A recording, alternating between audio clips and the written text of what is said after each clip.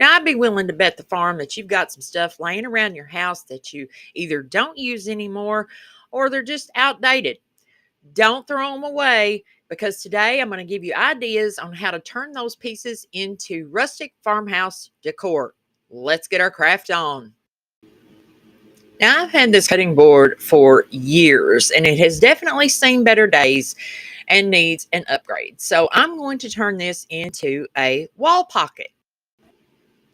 I used an 80 grit sandpaper and just a little bit of pressure, but mainly letting the sander do its own work to get rid of that decal and all the years of build up on this piece.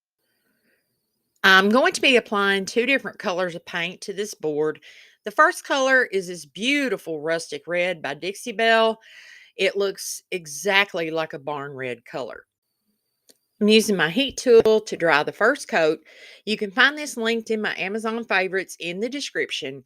And the trick to drying chalk paint is just put it on a low setting and hold it away from the paint. For the top layer, I'm using Caviar by Dixie Belle, which is a dark black. And I'm only giving the top and sides one coat of that. Next, to distress it, I'm using a fine grit sandpaper. I believe it's a 120, I think. I wish that I had a 220 or better. But I'm just taking the edge of the sandpaper and just making little distress marks. I wanted that barn red to pop through. So I'm trying to make this look like, the board has some dents and dings. It's had multiple layers of paint on it. And I love the end result of this. If you don't care for distressing, you can by all means leave that out. I also used that same fine grit sandpaper and went around all the edges of the board. Once I had my board distressed the way I liked it, I'm taking this little chicken that I got at Dollar General and we're going to paint him as well and add him to the board.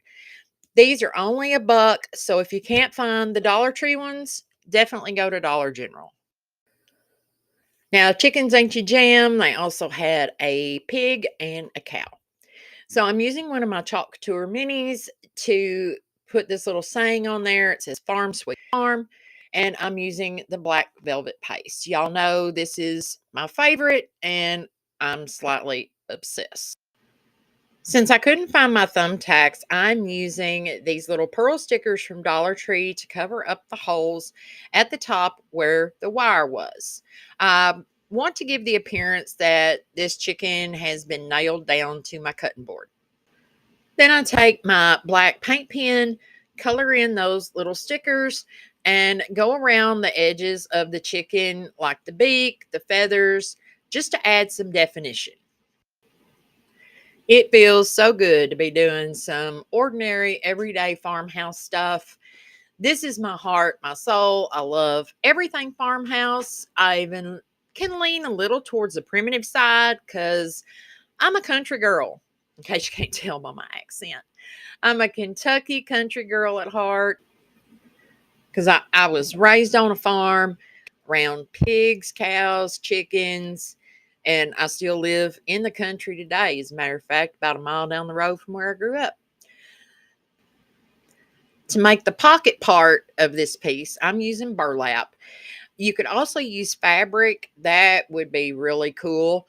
So I'm just using the bottom of the board as a guide and lining that up with the bottom seam of the burlap and attaching it down with some hot glue.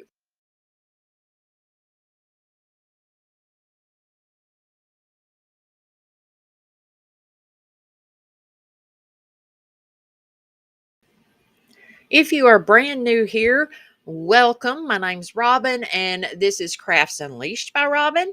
If you haven't subscribed, I would really appreciate it if you would hit that subscribe button and don't forget to hit the bell. That way you won't miss when I upload a new video. Anyway, I'm continuing to put down my burlap, just following the edge of the board. And I'm using a little silicone makeup applicator so that I don't burn my fingers when I'm pressing the burlap into the hot glue. I keep the burlap pulled kind of snug because since this is going to be a pocket, you don't want it all floppy and baggy. So I just cut off what I need and then secure it with more hot glue, go back and trim off any excess to make it nice and neat.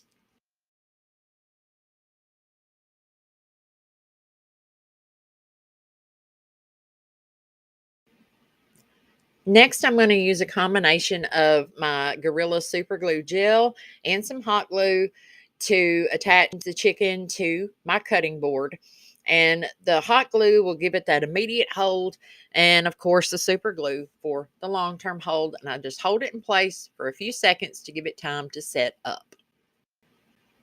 I made a bow, and to keep it from sticking to the board, I stuck my little silicone spatula in between the burlap and the board so the hot glue would only go to the burlap, and that was all there was to it. I hope you guys love it because I know I sure do.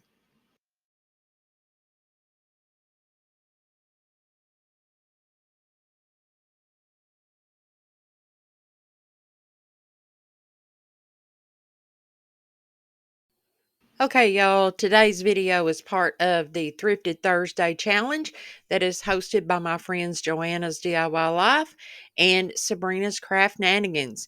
Anything that's trashy, flipped, yard sale finds, dumpster finds, anything goes in this. Please be sure to check out our host channels and a great playlist of thrifted items in the description box below. And now let's get back to the video.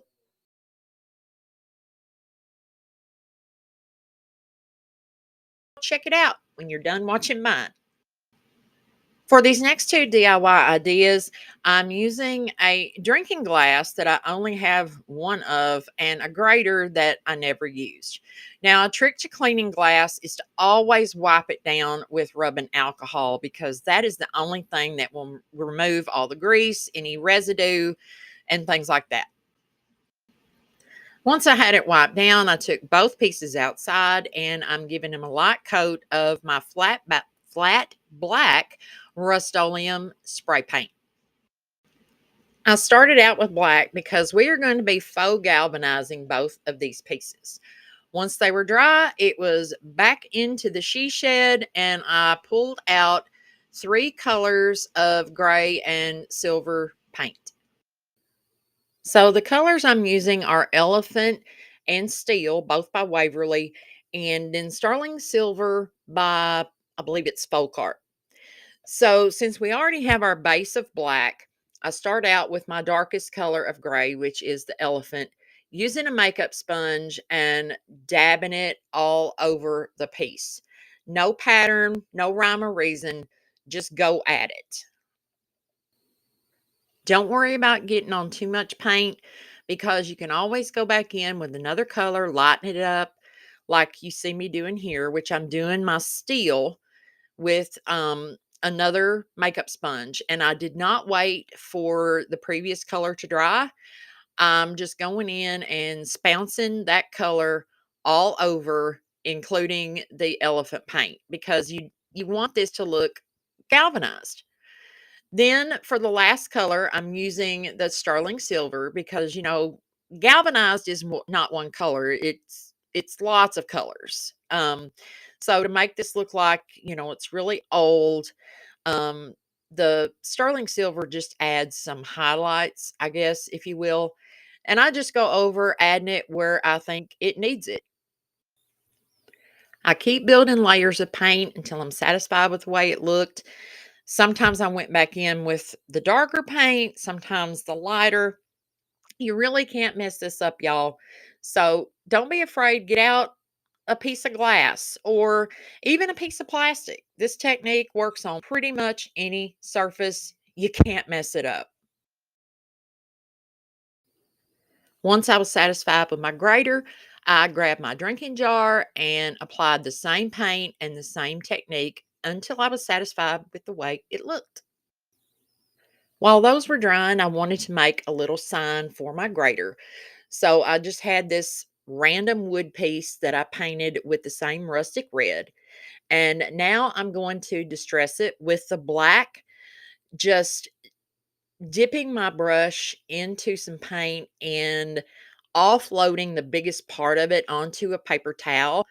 It's best when distressing to start off with less paint and just barely touching the surface. I hit all the edges and then lightly across the middle of my little sign. As I said before, I know distressing is not everybody's thing, but the great thing about watching these DIY videos is you can take inspiration, make it your own, keep what you like, leave what you don't. I'm using another one of my mini chalk couture transfers. You don't have to do this. You don't have to buy the product. You could use a Cricut. You can use your own handwriting. There's a dozen different ways to add lettering to a sign, but I'm just using the word grateful and my bright white chalk paste. Once I had the chalk paste down and my words covered, I just peeled it up and revealed perfect word, no bleeding, no mess. Now, before I attach anything to these two pieces, I did spray them with one good coat of my Rust-Oleum matte sealer. That way, none of the paint chips off. So to attach my sign, I'm again using a combination of my super glue gel and hot glue, and I'll just hold it in place until the hot glue has a chance to set up. I hope y'all are enjoying this video because I think it's fun to go through your closets and your cabinets and find things that you were thinking about, donating to a thrift store or, maybe having a yard sale and taking those items and turning them into something useful or decorative. This is how that grater turned out. I think it is awesome. Let me know what you think in the comments. For the first DIY, I'm using this old metal plate that I picked up at a yard sale, and I took it outside and gave it 2 thin coats of Rust-Oleum paint. So then I went to my Cricut and I cut out Rise and Shine with the cute little chicken on it and burnished it onto the center of the plate as best I could and am just removing the transfer tape. Pretty simple. If you don't have a Cricut, you can always use stickers or look on Etsy. There are lots of sellers that will cut out your decal and ship it to you pretty cheap. You could do your own hand lettering.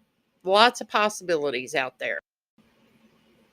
I had a specific look in mind when I picked up this plate, and that was to give it that old enamelware look. So to do that, I'm just using my black Sharpie paint pen and going around the entire edge of the plate, and then along the way just making some various little chippy marks to make it look old and worn. There's really no right or wrong way. You just kind of put them wherever you think it looks good. Any kind of old metal plate or bowl or anything like that is something to always keep your eyes open for when you're at a yard sale, garage sale, thrift store, because you can turn it into a beautiful piece of kitchen decor.